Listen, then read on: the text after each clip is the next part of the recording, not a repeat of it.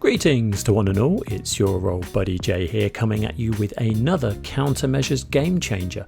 This week I would like to talk about Werewolf the Apocalypse Earthblood. What can I say? This game, okay, let's start from the top. So Werewolf the Apocalypse Earthblood is an action role-playing video game developed by Cyanide and published by Nacon. It's based on the White Wolf Publishing's tabletop role-playing game Werewolf the Apocalypse and is part of the larger World of Darkness series. So it has a little bit of lore behind it. There's obviously been other elements that have come out in other forms of media that have sort of kick-started this. And I know there have been other games, I think primarily on PC, that have been fairly well received. Unfortunately, this game is not very good. So this is I'm playing this on the PS5. And I just thought that I would talk about it because basically it came out towards the beginning of February 2021, and this came, it's across all consoles actually, but I've been playing it on the PS5. I cannot believe that this game has actually, is kind of marking itself as being a next-gen title. I mean, it's really, really not very good. Now, as you can see from like the cutscene here, this all looks quite impressive. This is obviously, not in-game engine. This is sort of rendered scenes. So the textures look quite good, and all the lighting looks quite good. And then obviously sort of this is the sort of promo video that's been going around for the last year, and it's obviously also the opening, for the story of this game. But obviously, when you get into the game itself, as you'll see, the graphics and the playability and the mechanics of this whole thing just don't really hold together very well. And that's something that I just want to quickly talk about, which a lot of games do, or certainly did. I thought these days are sort of past us really, where the cutscenes are incredibly swish and well high rendered and finished, and then the gameplay is absolute garbage fire.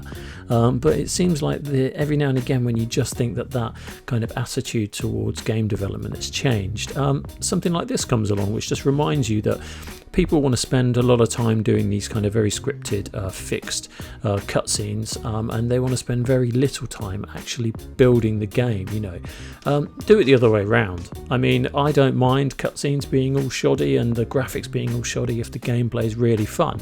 Now, I've only got to reference The Sinking City that I reviewed a few weeks ago.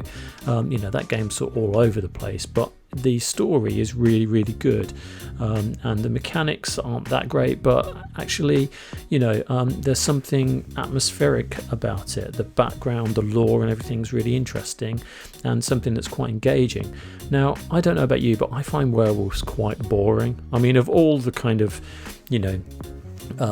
super species that are out there in all of these kind of fantasy style games, werewolves and vampires I've never really been a big fan of. So the idea of sort of changing from a man into a wolf is not really it's not really that engaging. There's been so many games, right back to like Altered Beast back in the 80s, or sort of early 90s, that had started doing this, and it was a gimmick back then and fun, and now it's been going on for like 20 or 30 years. It's just not fun anymore. If that's the big thing that your game is based around, that you can turn into this sort of beast, I think you're already onto a losing streak, because it's not that engaging. Do something different and interesting with it. Push the storyline along, make it, everyone knows that a man can turn into a wolf in these kind of fictional stories. Do something creative with it. I mean, don't go, not like Twilight, obviously, but like, just something a little bit more different. Add some new mechanics into the game. So as you can see here, the opening, sort of setting of the scene, if you like, is, it's classic stock footage, which is never a good sign for a game. If suddenly you're switching between pre-rendered visuals to gameplay to, kind of basically Shutterstock library. It's a library videos, it's not looking very good for your game, really, because it already shows that the game sort of underdeveloped. Now, they've repeated already within the first few minutes of this game, they've repeated several scenes, which is also not a very good sign. So in terms of openings for games, in terms of the direction for this game, I think that's pretty weak. So I'm going to call you out there, Julian De Soto, because I'm not really sure that was the strongest opening for your game. So here we go, the game actually sort of fires up. This is all my gameplay in this first sort of like 20 odd minutes. And yeah, as you can see, I mean, the quality of the imagery isn't very good. You can see the fire graphic in the background there just isn't very good. I mean, look at her arms, look how long they are. They must come down to her knees. So I mean, fair enough, she is half a wolf. I guess that's the way that it works. But again, it's just no excuse for this game to be like this in 2021. I mean, this is something that you might have seen on the PS3 maybe back in the day, maybe even PS2. But I mean, if someone was to tell me this was a PS2 game that had just been sort of up-resed and remastered and churned out again, then I'd completely believe you, because that's exactly what this game feels like. So this is all in real time, which means that I've been talking now for 6 minutes. I haven't even played anything yet. I haven't picked up the controller other than just to flick through the settings, so I haven't taken control of the character in any way. So you're not, the game is just taking so long to get started, and then you're thrust into a whole load of dialogue which is written really, really badly. It's okay though, because that's backed up by some really, really bad voice actors. So these 4 people here are just conversing about what they basically need to infiltrate a base. And I mean, it's pretty basic. I mean, you can go into the details of what that base is all about, but ultimately, infiltrate base, turn into wolf, have a fight, and end mission. I mean, I could have told you what the gameplay of that was going to be well before I even picked the controller up to turn this on for the first time. So I guess I probably should talk a little bit about the story. Okay, so the plot of the game is it follows a werewolf called Cahal, who's our bald guy here. A bald guy, I should say. He has left his tribe and his tribe of Irish werewolves, and basically he has to master his rage throughout the game as he discovers a new threat. He partakes in the Great War of the Garou to fight the powerful Pentex Corporation, blah, blah, blah, blah, blah. This is so boring. I'm boring myself reading it. I'm not even going to carry on. Basically, I would recommend that you do not go anywhere near this game. It is an absolute strong contender for the worst game of 2021 already. And a new challenger has entered the ring. So here, again, you just saw some dialogue pop up there. I guess that's an attempt to be a little bit Mass Effect-like, maybe Fallout-like, where it's meant to be giving you some options to talk through with people. They have absolutely zero impact on your gameplay, other than just to basically go through the motions. You don't really get the option to skip them, which is annoying, because what you're talking about is completely and utterly irrelevant. They're trying to develop more of the story through these conversations. They don't. Trying to build your relationships with people, that doesn't happen. So here we are. So what are we in now? Okay, 8.5 minutes. Basically, in 8.5 minutes, all I've done is walk from that table and have a sleep. And now I'm now finding out that the people that I was speaking to earlier, who went on to do the stealthy infiltration of the base, have now run into trouble. So now it's up to me to go in there and try and save them. So as you can see, I mean, pretty generic kind of muscle-bound protagonist here. I just think this game just hasn't really tried very hard. I mean, all of these sort of tropes are just very, very weak. I mean, maybe the tabletop version, which this is originally based on, was a really great role-playing game.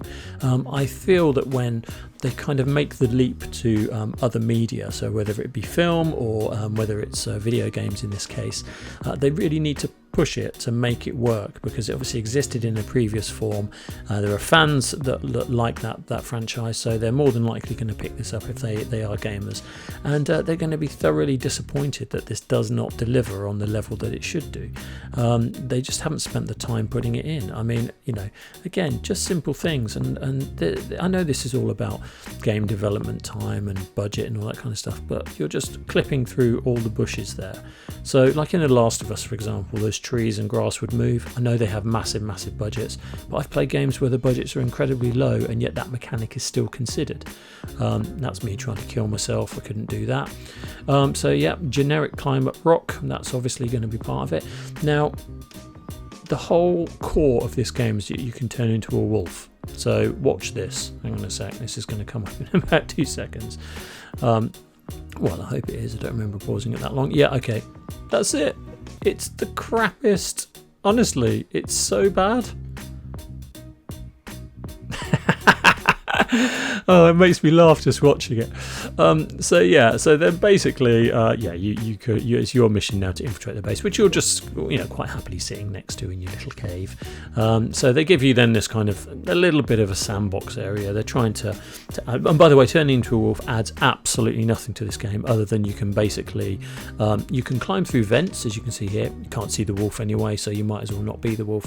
And then when you are the wolf, and when you're actually interacting with areas where you can kind of do stealthy bits, you just get spotted virtually immediately anyway, and then you just get taken out. So the point of being a wolf here is absolutely, there's no point.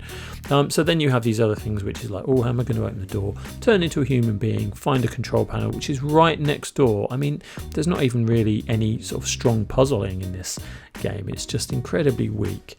I don't really know what else to say about it other than I would thoroughly suggest that you don't play it.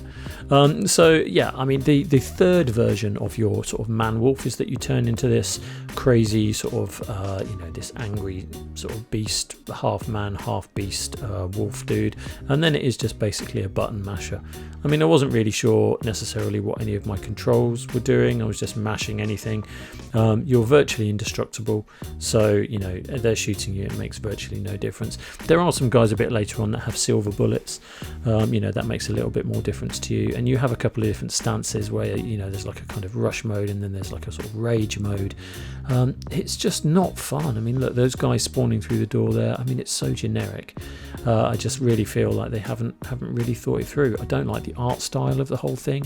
All the blood and everything just feels a little bit excessive. I don't feel like they've, it's one of those games where it's like, oh, you get to beat up and kill people and sort of, chop them up and as a wolf, and it's just not interesting to me. I find these games a little bit boring and done so much better elsewhere, that why would you even attempt to kind of top that, the stealth is rubbish. It's not nowhere near Metal Gear Solid.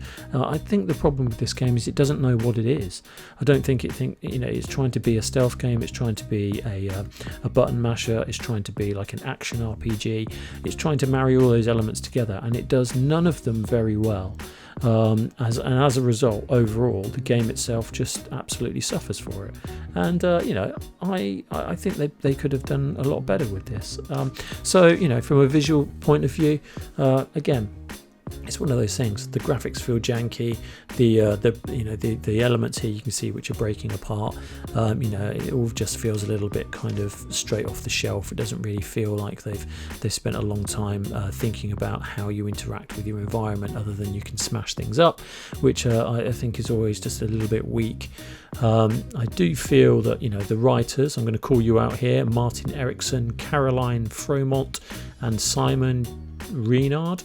I just don't really think that they really thought that this, that they spent longer than an afternoon comping together what the story is. I'm not really a big fan of this game, and like I said, it's definitely a contender for the worst game of 2021 so far, and that is beating The Medium, which again I was thoroughly disappointed with. I don't know what is going on with a lot of these games that are considering themselves to be next generation quality. I mean, I know that this did actually come out on the PS4 and the previous gen, but even games like The Last of Us 2, the quality of that game at the end of the PS4's life cycle was amazing. So why would you even think that this could qualify as a decent game at the end of the PS4 and the beginning of the PS5's life cycle. I mean, the development time maybe took way too long, but I mean, from the quality of everything, I don't think so. I just think that they could have tried a lot harder, and basically, you know, the game time for this just goes on for, you know, the running time for this game just goes on forever. Chop the game in half and make everything twice as good. That's what I would suggest. But who am I but a lowly designer? So there you go. Now I am going to give this game a mighty 2 out of 10. I can't give it any higher. It is garbage. Do not buy it. Possibly, you know, if it's free on PS Plus in about a week, which it probably will be, then, you know, download it and immediately delete it, just for the satisfaction of knowing that you didn't waste any time on it. And yeah, that's all I've got to say. So all that's left to say is be good, stay safe, be kind to one another. Cheers.